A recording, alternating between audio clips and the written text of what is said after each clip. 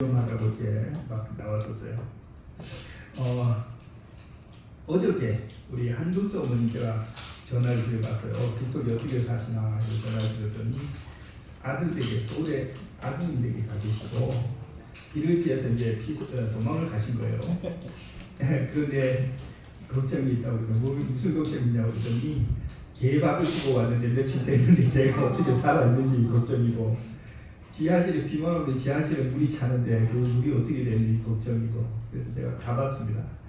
갔더니 이제는 멀쩡하게 살아있고 개밥도 좀 더 주고 지하실을 보니까 물이 안 찼어요. 얼마나 좋아하시는지 하여튼 편히시다가 오시라고 했습니다.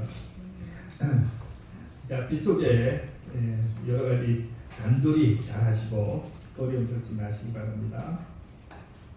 자, 오늘 우리가 함께 나눌 말씀의 제목은 우리의 인생에서 우리가 정말로 열심히 해야 할 우리의 애써야 할 것 그것이 무엇인가 하는 문제로 말씀을 나누도록 하겠습니다. 누가복음 10장 16절부터 21절까지는 예수님의 이야기가 나옵니다. 예수님께서 인생에 대해서 주신 귀중한 교훈이 있기 때문에 함께 보겠습니다. 또 비유로 그들에게 말하여 이르시되 한 부자가 그 밭에 소출이 풍성하되 심중에 생각하여 이르되 내가 곡식 쌓아둘 곳이 없으니 어찌할까 하고. 참 이 부자는 성공한 사람이에요, 그죠?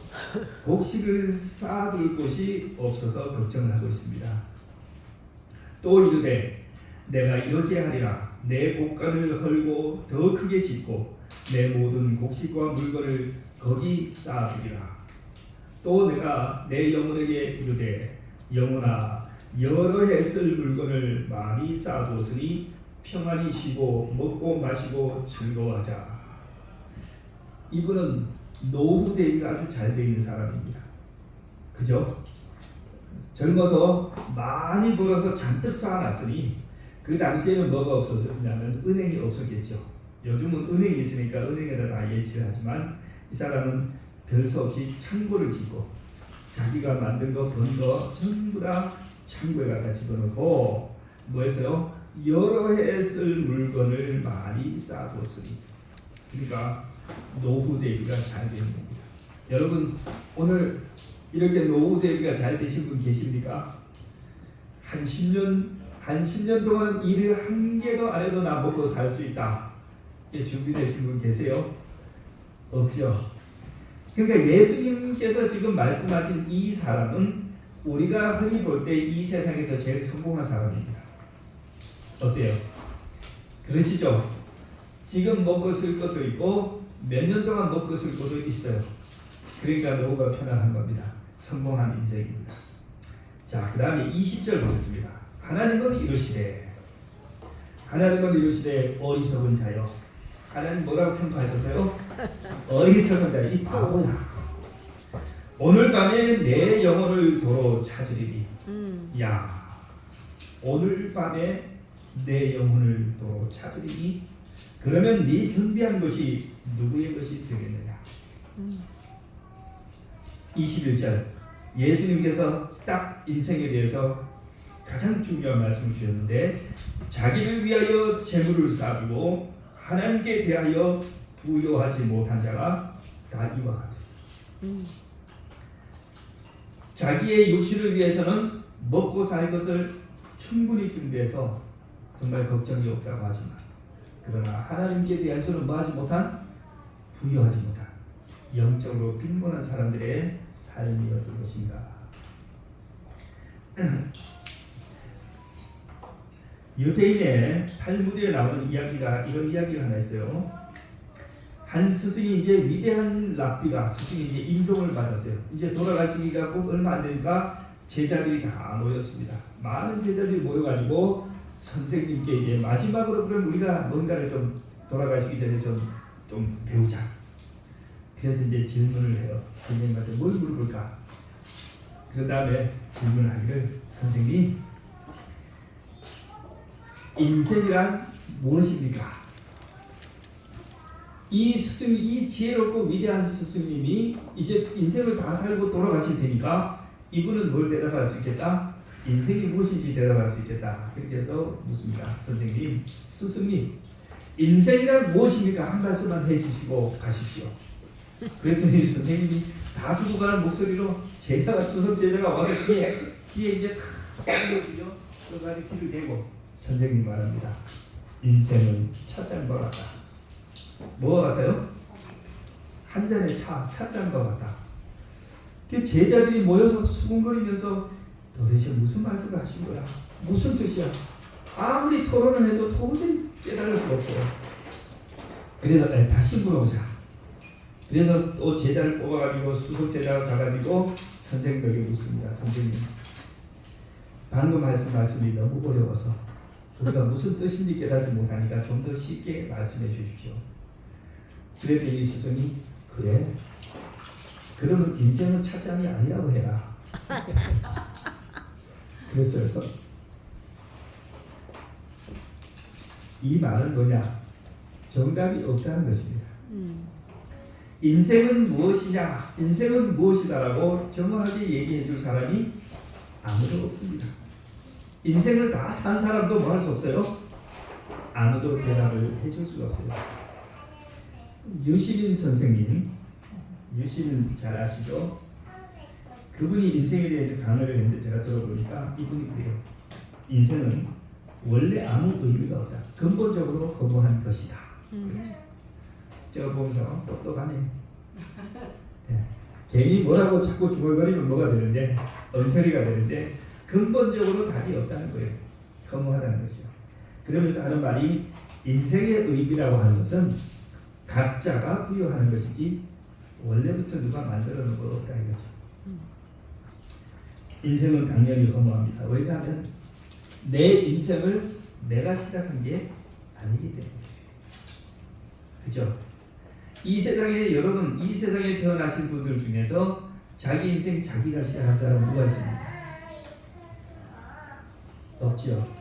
다 태어나서 철들고 보니까 내가 이러한 집안에 이러한 환경에 태어나게 된 것입니다. 그래서 근본적으로 맹목적이고 인생이 허무한 것은 사실입니다.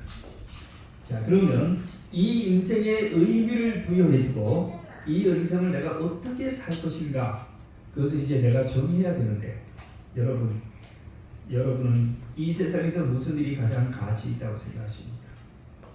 여러분은 지금 무슨 일을 위해서 가장 고민하고 있고 애를 쓰고 있습니까? 우리 앞에 동윤이 또 현민이 지금 여러분들은 무슨 생각을 많이 하고 있어? 무엇을 하고 싶어? 네? 놀고 싶지 뭐. 놀고 싶어요. 맞는 얘기죠? 놀고 싶어요.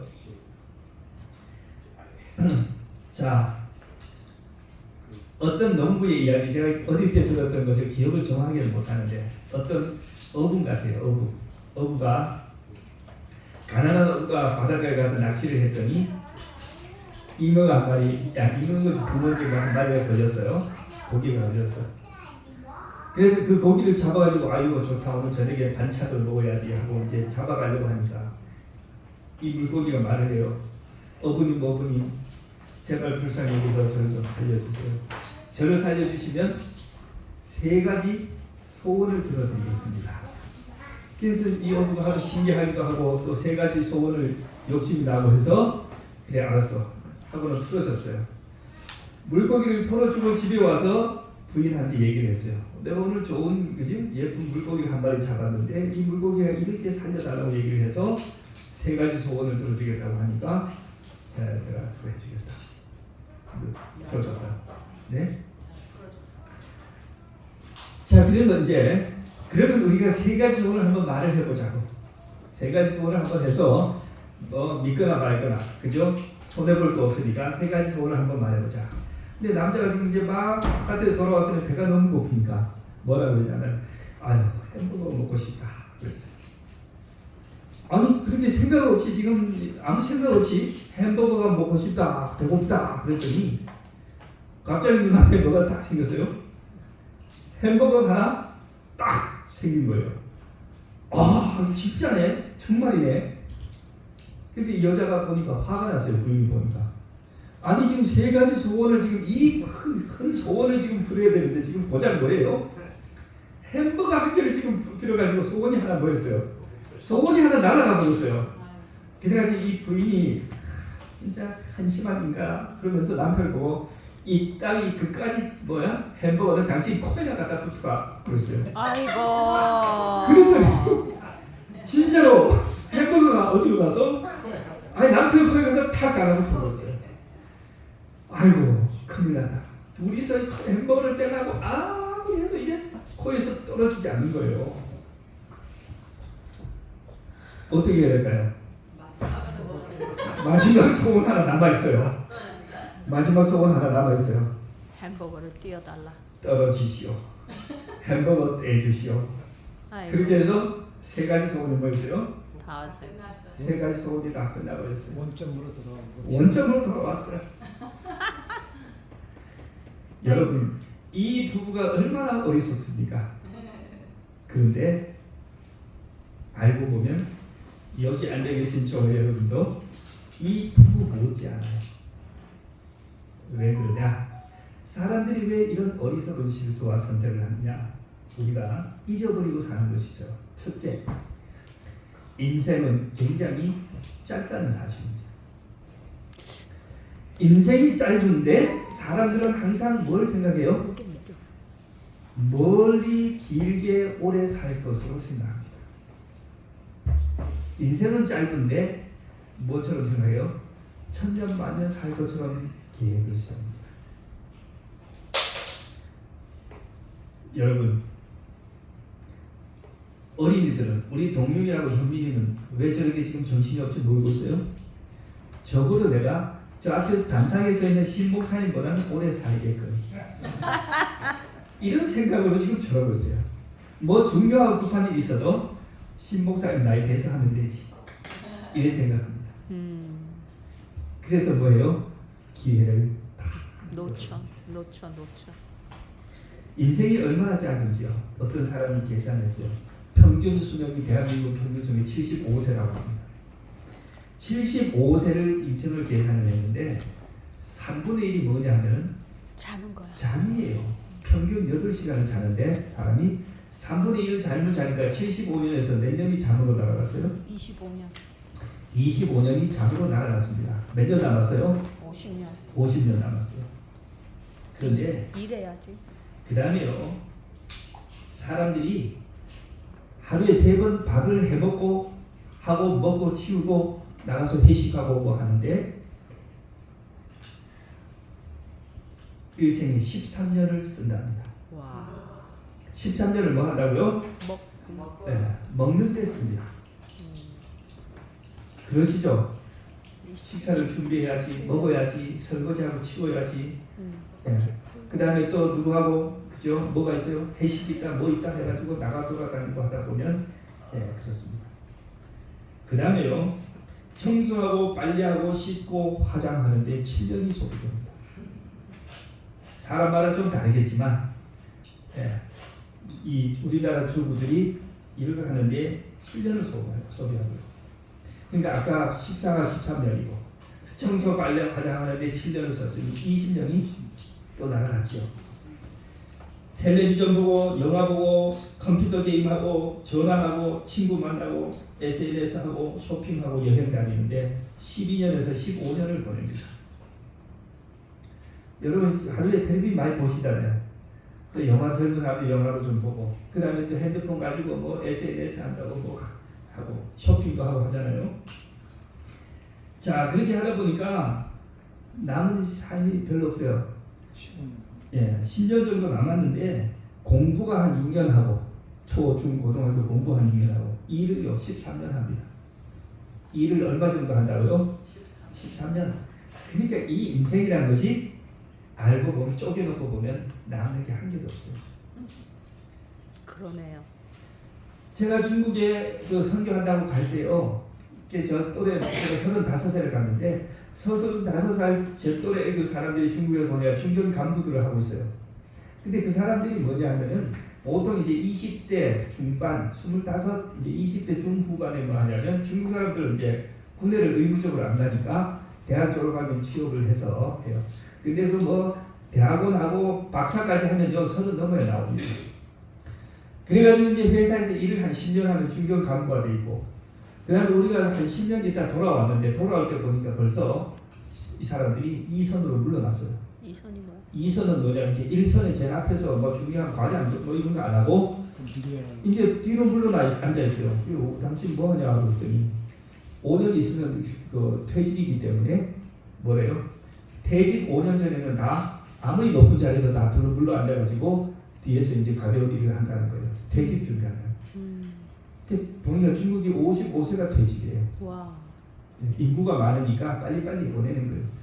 그러니까 뭐 한 30의 직장, 25세, 30세 직장 가가지고 한 45세 벌써 퇴직한다고 뒤에 앉아있고 50년 동안 그냥 없어요. 그러니까 인생이 너희는 잠시 보이다 없어지는 안개이다. 이 사실을 기억을 해야 뭐 할 수 있어요? 이 부부와 같은 어부도 같은 어리석은 사실을 그저 실수를 하지 않는데 우리는 항상 미래에 많은 기대를 걸고 살아가기 때문에 그렇습니다. 자, 두 번째로 또 하나 우리가 잊어버리고 사는 것은 인생은 단 한 번뿐이다. 인생은 단 한 번입니다. 그러니까 전생이니 내생이니 이런 것이 없어요. 전생에 뭘 했는데 또 다시 윤회해가지고 또 나오고 한다. 그것은 다 호황된 말이고, 우리 천주교에 가면은 뭐가 있냐, 연옥이 있죠. 천주교에 가면 연옥이라는 것이 있어서 사람이 죽은 뒤에 가서 다시 한번 거기서 잘하면 천당을 가고 못하면 지옥에 간다고, 죽은 뒤에 기회가 한 번 더 있다고 하는데 그런 기회가 없습니다. 인생은 단 한 번이고 기회도 단 한 번입니다. 네. 제가 중국 선교를 하고 이제 들어올 때 너무 많은 일을 못하고 들어와서 내가 뭐라 그래, 중국 청년들한테 몇 달 있다 다시 나오겠다고 그랬어요. 그래도 우리 집사람을 남겨놓고 왔는데 나중에 보니 안 되겠어. 우리 집사람 데리고 오면서 한 1, 2년 뒤에 나오겠다고. 제가 생각에 항상 중국 선교 준비를 하면서 내가 들어가면 멋지게 잘 할 것이라고 생각하는데요. 오직 중국이 점점점 멀어져요. 두 번의 기회는 없습니다. 많은 경우에 우리 인생의 두 번의 기회는 없어요. 그러므로 여러분, 오늘 내가 뭘 할 때 뭐 해야 돼요? 잘해야죠. 잘해야 돼요. 특별히 다른 사람에게 자비와 은혜를 베풀 길이 있으면 조금 마음이 뭐하더라도 안 내키더라도 지금 뭐 해야 돼요? 그거를 잘 해줘야 돼요. 근데 지금 약간 냉정하고 가혹하게 하고 다음에 잘해주려고 하는데요, 그 기회가 안 돌아오더라는 거예요. 그리고 두고 뭐예요? 그때 내가 그 사람에게 그 말을 했거나 그 행동을 했던 것이 계속 후회가 돼요. 네, 지금 가서 돌이킬 수 없습니다. 아침에도 우리 집사님하고 좀 대화를 했어요. 뭐 이렇게 막 문하거나 저기 교회도 안 나오고 하는데 애들 수업을 해줘야 되냐 막아야 되냐. 근데 그거를 지금의 원칙과 방법대로는 안 해주고 싶은데, 그걸 냉정하게 딱 그러면 어떻게 돼요? 아, 나중에 그저 계속 마음 한쪽에 남을 것 같아요. 후회가 될 것 같아요. 그래서 우리가 무슨 일을 하든지 인생은 두 번의 기회가 대부분 없습니다. 그래서 오늘 10년, 20년 뒤에도 후회하지 않을 수 있는 그 뭐냐, 오늘은 자비를 하나 더 베풀고 오늘은 친절과 사랑의 말을 한마디 더 해주는 것입니다.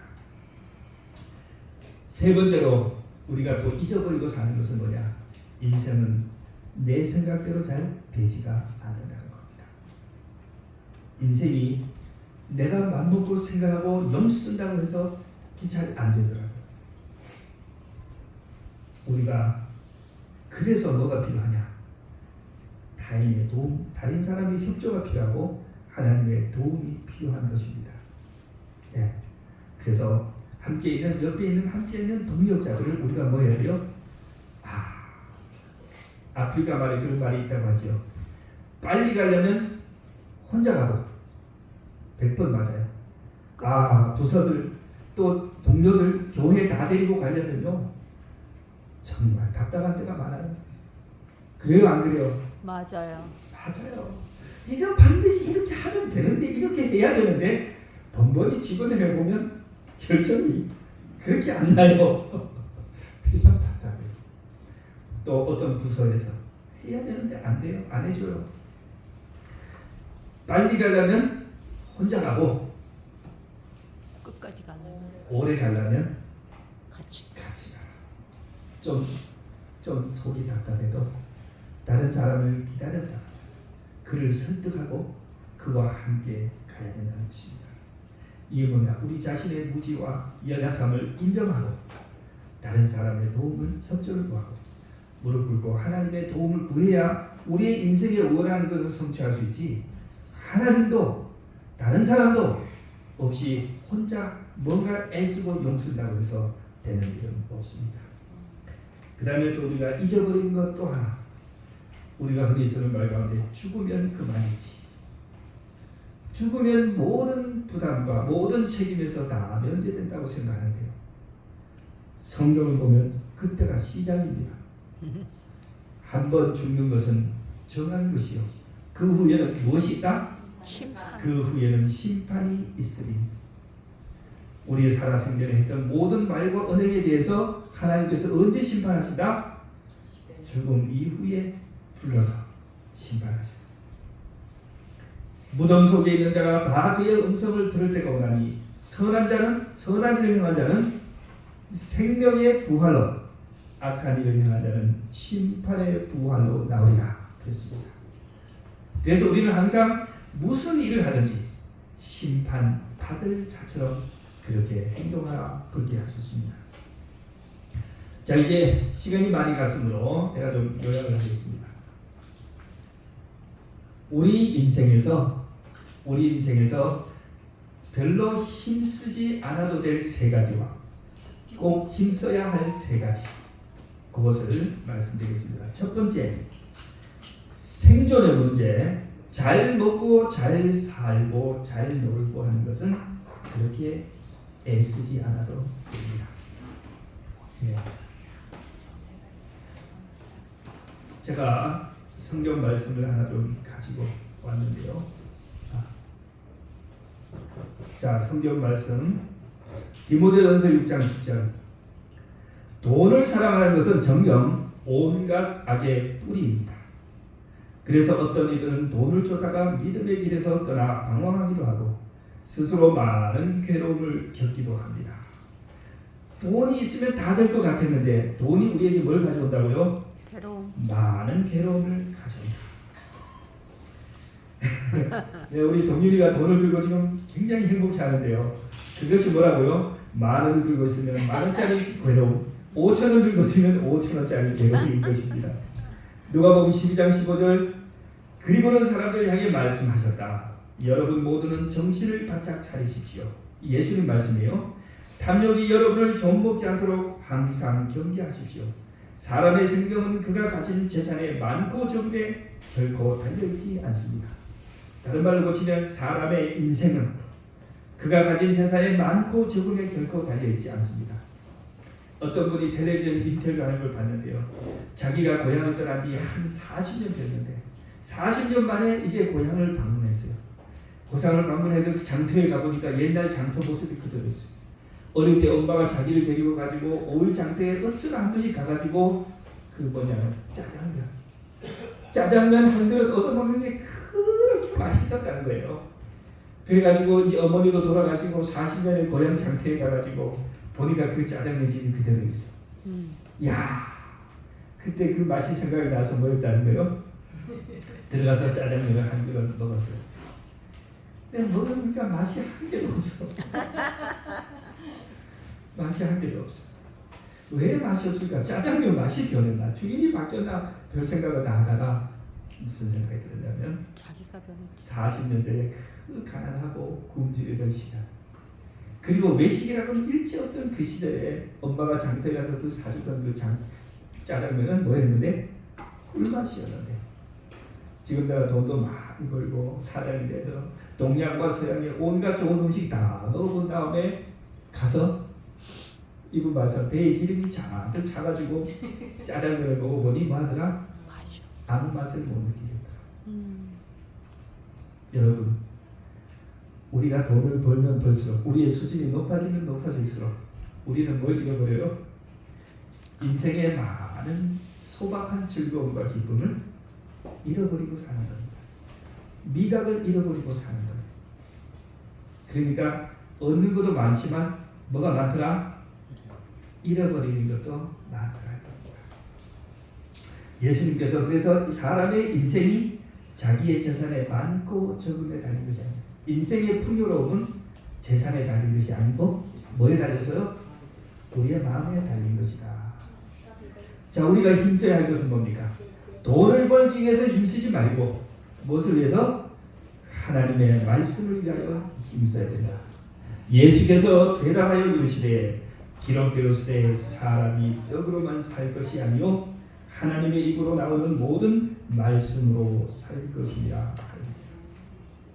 육신의 양식만 추구하지 말고 하나님의 말씀을 좀 펴놓고 뭐하라? 진지하게 읽어라. 여러분, 하나님을 만나는 길은 굉장히 단순합니다. 어쩌면 50년 교회 다닌 사람이 하나님을 못 만날 수도 있고 어저께 믿은 사람이 오늘 하나님을 만날 수도 있어요. 제가 그 방법을 가르쳐드리겠습니다. 하나님을 만나는 방법, 우리 현민이 동민이 잘 들어. 하나님 보여주세요. 눈 뜨고 안 보이네요. 그게 아니고 하나님을 만나려면 여러분 여기입니다. 지금 이 성경책을 다 펴고 중요한 것은 장소와 시간입니다. 아무도 없는 장소에 아무도 없는 시간에 혼자 말씀을 다 펴놓고 빨리 읽지도 말고 다 읽지도 말고 조금만 이렇게 읽어보고 그리고 나서 다시 읽어보세요. 말씀을 조금 펴서 읽어보고 이 말씀이 무슨 뜻인지 생각하면서 다시 읽어보세요. 이걸 한 두세 번 하면요 하나님의 성령께서 여러분의 마음속에 역사하시는데 이 영감이 뭐냐면은 영감이란 성경 말씀을 우리가 펴고 우리의 마음을 열고 그것을 들여다볼 때 그게 바로 영감의 순간입니다.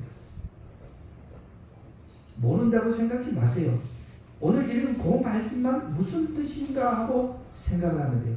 우리가 이게 무슨 뜻인가 하고 다시 들여다볼 때 그때 누가 임재하신다고요? 바로 그때 성령께서 우리 마음에 임재하십니다. 이게 신앙이고 이게 영성인 거예요. 네. 교회를 아무래도 심지어 목사님도 설교 준비하다가 막 유튜브 뒤지고 인터넷 뒤지고 막 나는 설교 듣고 하면서 짜증게 하면요 절대 하나님을 못 만나죠. 그러나 배운 것 없고 성경을 모르는 여러분들이 성경책을 스스로 펴고 고요한 시간에 그 말씀의 의미를 찾고자 하면 반드시 하나님께서 응답하신다는 겁니다. 자, 다음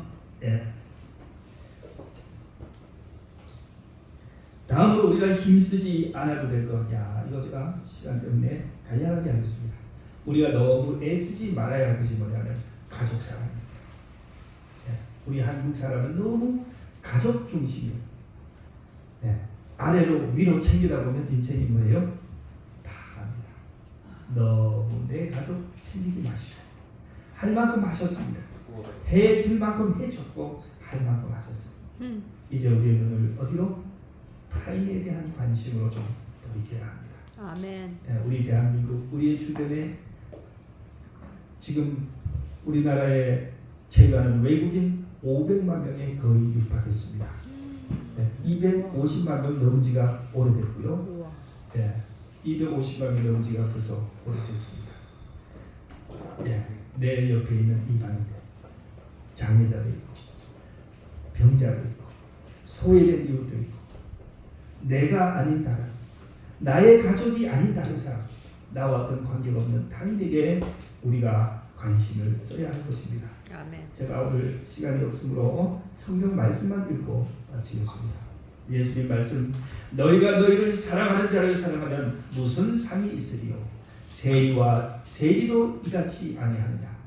또 너희가 너희 형제에게만 무난하면 남보다 더하는 것이 무엇이냐? 이방인들도 이같이 아니하느냐? 그러므로 하늘에 계신 너희 아버지의 온전하신 것 같이 너희도 온전하라. 아멘. 우리 그리스도인이 우리의 주변에 있는 이웃들, 타인들을 향한 우리의 관심, 애정, 그리고 그들을 위한 헌신과 열정을 쏟는 것을 하나님께서는 바라고 계십니다. 예. 자, 그러면 그래서 우리가 타인을 위한 봉사와 타인을 위한 기도 그것을 이해하겠습니다. 예, 한 가지가 더 있는데 한 가지 다음 시간에 하도록 하고 오늘 마치도록 하겠습니다. 하나님께서 우리 모두를 축복해 주시기를 바랍니다.